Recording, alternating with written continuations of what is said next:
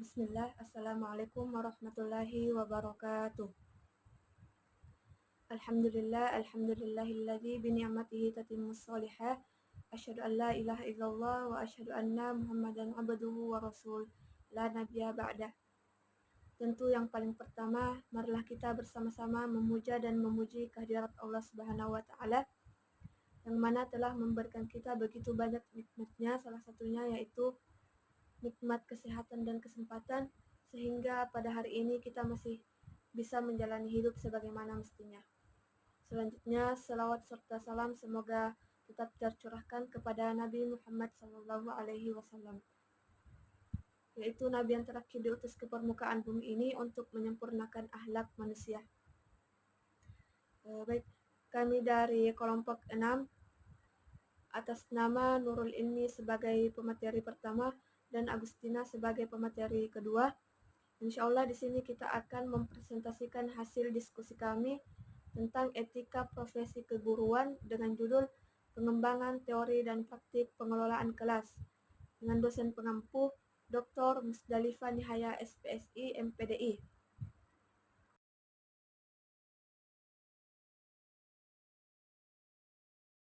Sebelum melangkah lebih jauh, terlebih dulu saya akan membahas tentang latar belakang dari pengembangan teori dan praktik pengelolaan kelas.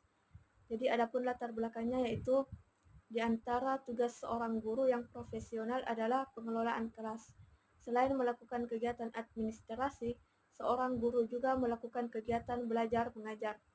Kedua kegiatan ini terkadang saling bertumpang tindih dan agak sulit dibedakan.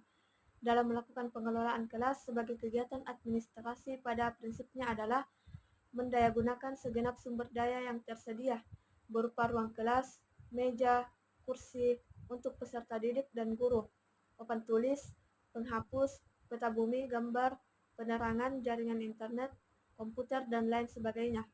Hal ini untuk mendukung proses belajar mengajar secara efisien dan efektif oleh peserta didik. Pada pembahasan kita kali ini terdapat 5 rumusan masalah. Yang pertama, tentang apa itu pengelolaan kelas. Yang kedua, apa tujuan pengelolaan kelas. Yang ketiga, bagaimana macam keterampilan dalam pengelolaan kelas. Yang keempat, bagaimana prinsip-prinsip dalam pengelolaan kelas. Dan yang terakhir, bagaimana atau apa faktor yang mempengaruhi pengelolaan kelas.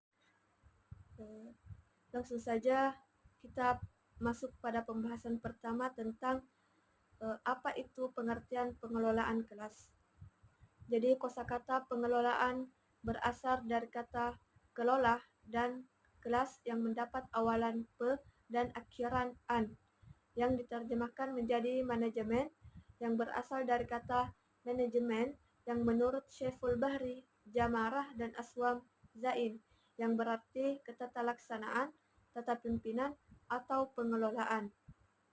Adapun kelas itu sendiri mengandung berbagai pengertian, diantaranya menurut Omar Hamalik, bahwa yang dimaksud dengan kelas adalah suatu kelompok orang yang melakukan kegiatan belajar bersama yang mendapat pengajaran dari guru.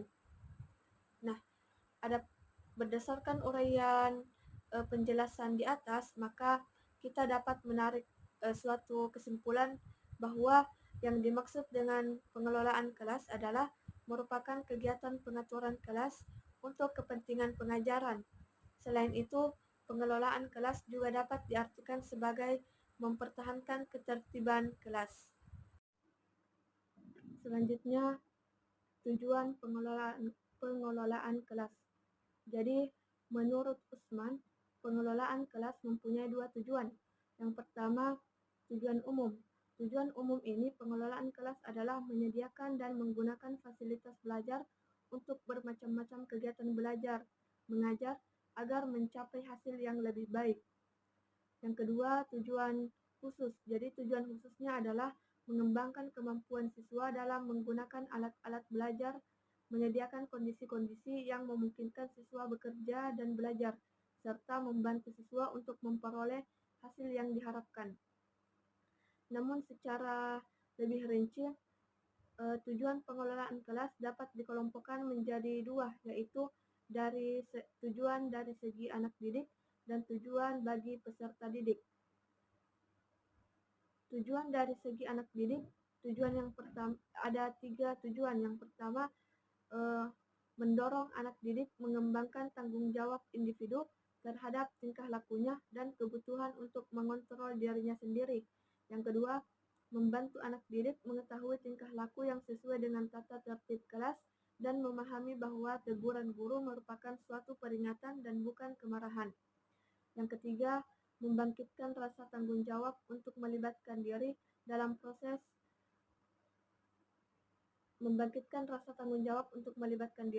tugas dan pada kegiatan yang diadakan. Selanjutnya, tujuan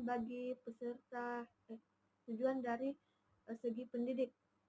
Yang pertama, tentang bagaimana agar mampu mengembangkan pemahaman dalam menyajikan pelajaran dengan pembukaan yang lancar dan kecepatan yang tepat.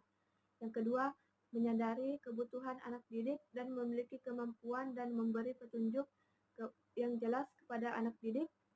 Yang ketiga, bagaimana mempelajari dan merespon secara efektif terhadap tingkah laku anak didik yang mengganggu.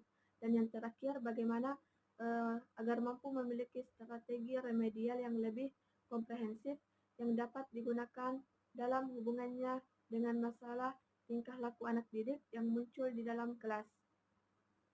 Nah, dengan beberapa penjelasan yang telah dijelaskan, maka dapat dipahami bahwa kegiatan pengelolaan kelas yang mempunyai tujuan utama memberikan layanan agar situasi kelas yang kondusif dan untuk terjadinya proses interaksi antara siswa dan peserta didik.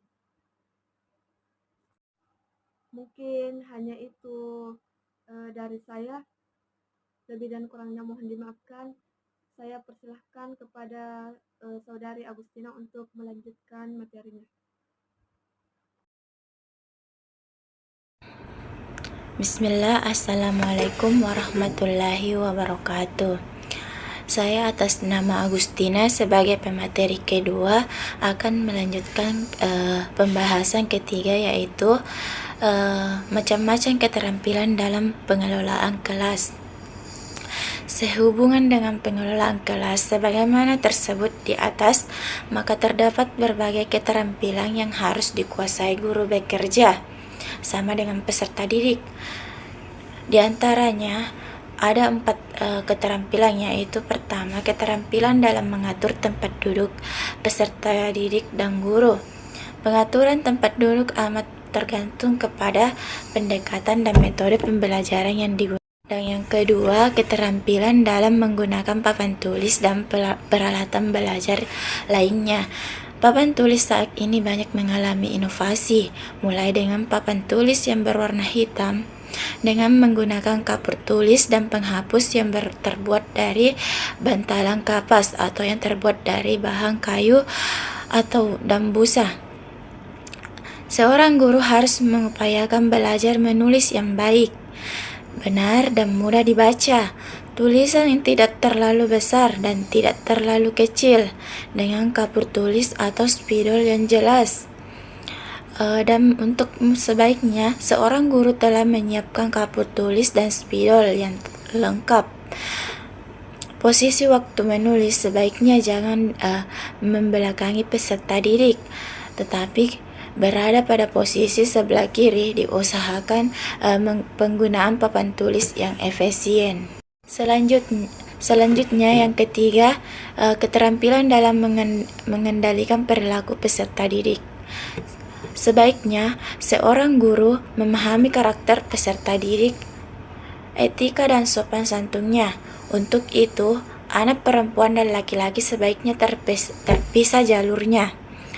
Yang terakhir, keterampilan dalam mengendalikan gangguan dari luar kelas. Sebagai bagian dari lingkungan sosial, sekolah atau kelas senantiasa mendapat pengaruh positif dan negatif dari lingkungan di luar kelas. Lingkungan yang aman, asri, tenang, indah, teduh, harum, terang, dan tertib akan memberikan dampak yang positif bagi kegiatan belajar mengajar. Selanjutnya, pembahasan keempat yaitu prinsip-prinsip dalam pengelolaan kelas. Yang dimaksud dengan prinsip-prinsip pengelolaan kelas di sini adalah hal-hal yang dapat dijadikan pedoman atau pegangan guru di dalam mengelola kelas agar terarah dan efisien. Menurut Dejamara, dalam rangka memperkecil masalah gangguan dalam pengelolaan kelas, prinsip-prinsip pengelolaan kelas dapat digunakan di antaranya. Yang pertama, hangat dan antusias. Hangat dan antusias diperlukan dalam proses belajar mengajar. Guru yang hangat dan akrab dengan anak didiknya selalu menunjukkan antusias pada tugasnya atau pada aktivitasnya akan berhasil dalam mengimplementasikan pengelolaan kelas. Kedua, tantangan. Penggunaan kata-kata tindakan, cara kerja, atau bahan-bahan yang menantang akan meningkatkan gairah anak didik untuk belajar, sehingga mengurangi kemungkinan munculnya tingkah laku yang menyimpan. Tambahan lagi akan dapat menarik perhatian anak didik dan dapat mengendalikan gairah belajar mereka. Terus yang ketiga, bervariasi. Penggunaan alat atau media atau alat bantu gaya mengajar guru, pola interaksi antara guru dan anak didik akan mengurangi munculnya gangguan meningkatkan perhatian anak didik. Apalagi bila penggunaan bervariasi sesuai dengan kebutuhan.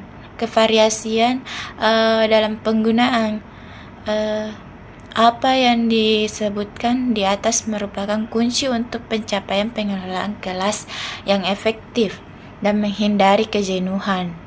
Terus yang keempat, keluasan.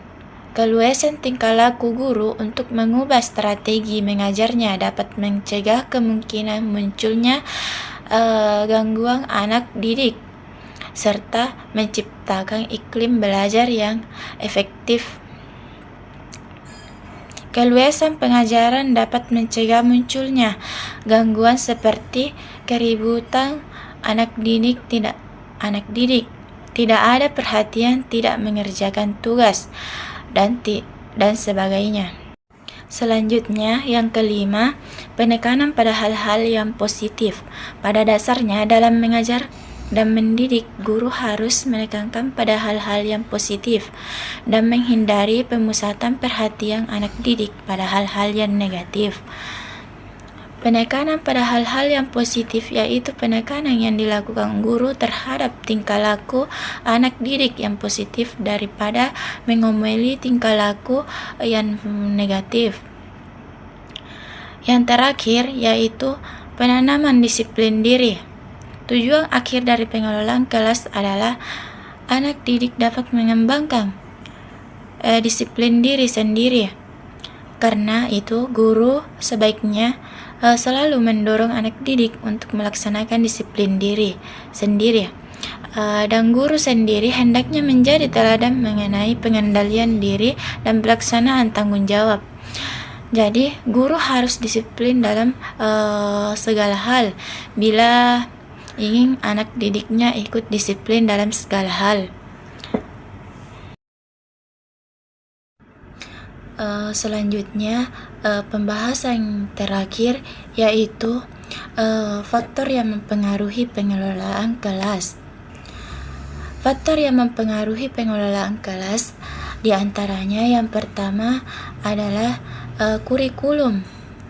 Dalam hal ini, kurikulum juga bisa dijadikan sebagai salah satu faktor penghambat pengelolaan kelas, yaitu kurikulum yang dirancang secara tradisional karena adanya mengakibatkan aktivitas kelas berlangsung secara statis. Kurikulum tradisional diartikan sebagai sejumlah materi pengetahuan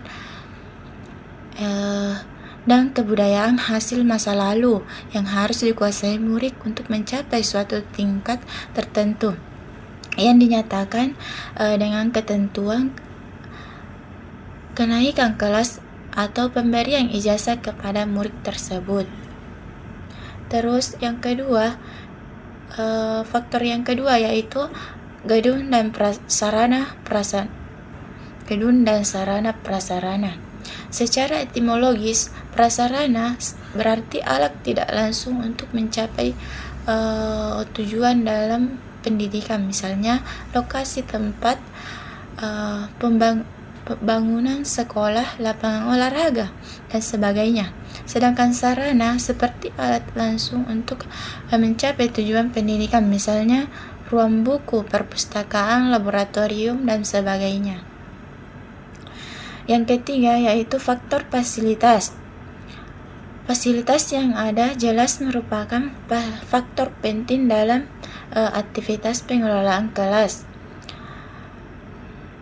Fasilitas yang kurang lengkap akan menjadi kendala yang berarti terhadap aktivitas pengelolaan kelas. Hambatan-hambatan itu adalah di antaranya jumlah peserta didik dalam suatu kelas yang sangat banyak. Kedua, besar atau kecilnya ruangan kelas yang tidak sebanding dengan jumlah siswa. Dan yang terakhir yaitu keterbatasan alat penunjang mata pelajaran. Faktor keempat yaitu guru. Dalam sebuah proses pendidikan, guru merupakan salah satu komponen yang sangat penting. Selain komponen lainnya, tujuan kurikulum, metode, sarana, dan prasarana dan evaluasi dianggap sebagai komponen yang paling penting karena komponen ini mampu memahami, mendalami, melaksanakan, dan akhirnya tercapailah tujuan pendidikan. Guru juga berperan penting dalam kaitannya dengan kurikulum karena gurulah yang secara langsung berhubungan dengan murid. Terus faktor yang selanjutnya yaitu murid. Murid atau biasa disebut peserta didik adalah anggota masyarakat yang berusaha mengembangkan potensi dirinya melalui proses pembelajaran yang tersedia pada jalur jenjang dan jenis pendidikan tertentu. Oleh karena itu, kualitas pengelolaan kelas tidak akan berjalan jika murid tidak ikut serta di dalamnya. Maka diperlukan adanya sebuah kerjasama antara murid dan guru agar bisa tercipta suasana kelas yang harmonis yang mampu membuat suasana kelas menjadi nyaman dan damai serta menghasilkan sesuatu yang berguna. Terus yang terakhir adalah faktor lingkungan sekitar. Anak sebagai makhluk sosial tidaklah terlepas dari lingkungan, masyarakat dan sekitarnya yang dijiwai oleh kebudayaan tertentu. Sebelumnya dan selama bertahun-tahun bersekolah, setiap anak dipengaruhi oleh lingkungan masyarakat tempat tinggalnya, dalam arti dipengaruhi juga oleh kebudayaan lingkungan sekitar tempat tinggalnya. Lingkungan yang baik akan mempunyai berpengaruh yang baik pula terhadap anak didiknya. Oleh sebab itu, peserta perlu diperhatikan lingkungan sekitar anak berada di mana. Apakah memang sesuai dengan apa yang diharapkan atau tidak? Demikianlah materi yang dapat saya sampaikan. Saya kembalikan kepada moderator. Wassalamualaikum warahmatullahi wabarakatuh.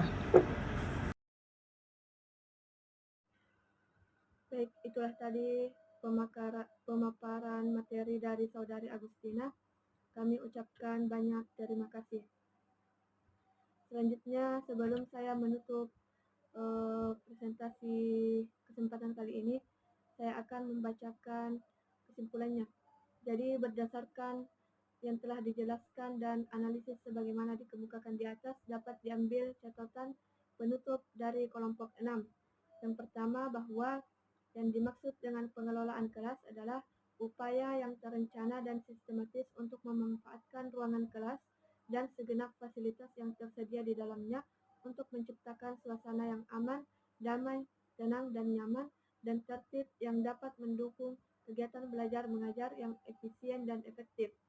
Yang kedua, bagaimana tujuan dari pengelolaan kelas bagi siswa agar timbul semangat, tanggung jawab, dan disiplin yang tinggi dalam kegiatan belajar mengajar yang efektif dan efisien. Sedangkan bagi guru atau pendidik, bagaimana agar timbul spirit yang kuat untuk melaksanakan tugas membelajarkan peserta didik guna mencapai mutu pendidikan yang tinggi.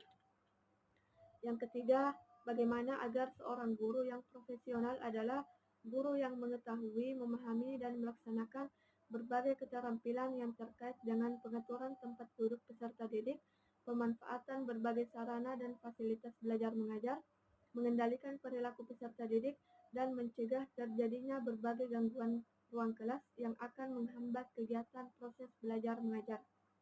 Yang keempat, bahwa dalam pengelolaan kelas diperlukan adanya prinsip-prinsip berupa hangat, tuntas, tantangan, manusiawi, keluasan, dan kedisiplinan.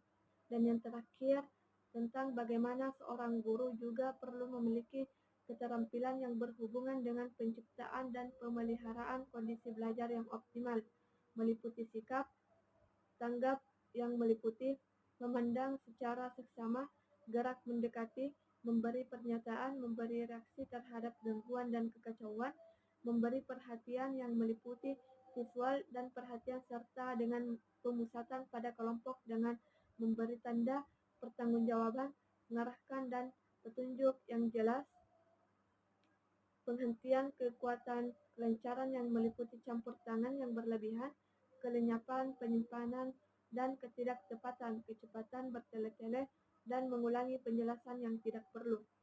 Mungkin hanya itu yang dapat kami sampaikan dari kelompok 6. Lebih dan kurangnya mohon dimaafkan. Saya akhiri dengan ucapan nun wal qalami wa ma yasturun fastabiqul khairat. Wassalamualaikum warahmatullahi wabarakatuh.